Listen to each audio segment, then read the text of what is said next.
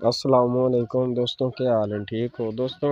अज की साडी वीडियो है बई जिन्ना दोस्तां दी ना गावां मज्जां दे सिंग गिन ना वड्डे, अगर वो आंदे कि असी सिंग बनवाने चाहते हैं बई वड्डे हो गए हूँ असी निक्कियां ला नहीं बनवा सके, तो उन्हां लई ये खुशखबरी है बई आ वेख लो कि असी ना डॉक्टर कोलों सिंग बनवाए।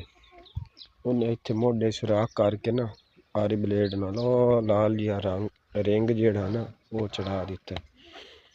तकरीबन 1 महीने बाद ना खुद ब खुद ही वेखो कि एक सिंह डह गया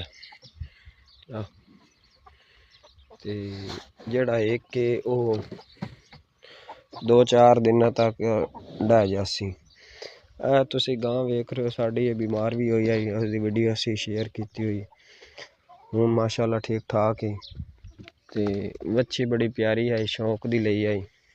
हूँ ये वेखो कि एदा एक सिंह जेड़ा ना वो बिल्कुल रह गया। ये सिर्फ टीके तो चल रही हैं बेटीका, तो दूसरा भी ना 2-4 दिन 10 दिन डह जासी।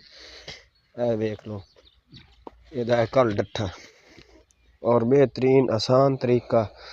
और ये जेड़ा ना इहदे उत्ते कैमिकल लगे होंदा रिंग दे उत्ते, वो फिर साड़ी भी जांदा सिंह नूं नाल नाल ते नाल दे नाल ही जनाब वो सिंह गिरदा जांदा।